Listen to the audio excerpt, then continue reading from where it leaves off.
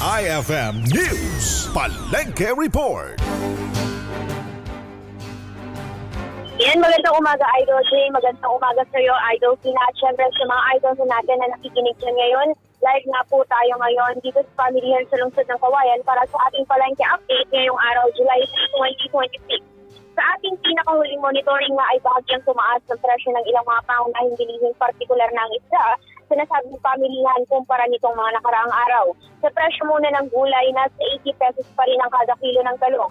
Sitaw at ampalaya na parehong 80 pesos ang kada kilo, habang itong okra ay 140 pesos naman ang kada kilo.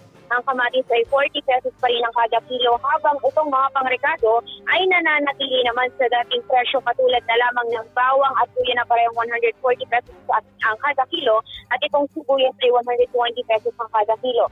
Samantala dito nga sa isda ay bahagyang tumaas ang presyo ng bangus na nasa 220 pesos ang kada kilo. Salmon neto 160 pesos ang kada kilo, galunggong na 240 pesos kada kilo, tilapia na 160 pesos kada kilo, hito na 150 pesos kada kilo, pusik na 240 pesos, habang itong hito naman ay 500 pesos ang kada kilo. Samantala sa may karne naman, walang pagbabago sa presyo na kung saan ang laman ng baka ay 400 pesos pa rin ang kada kilo. Ang pangpapaitan ay 400 pesos kada kilo, at ang habang itong baboy naman ay 280 pesos kada kilo. At dahil nga mga idol, inaasahan natin ang mainit at malinsang panahon ngayong araw, huwag kalimutang magdala ng payong, sumbero at uminom ng maraming tubig para makaiwas ito sa posibleng banta ng init ng panahon. Para sa ating live palengke update, kasama niyo Idol Jaira Kuntapay para sa Idol News.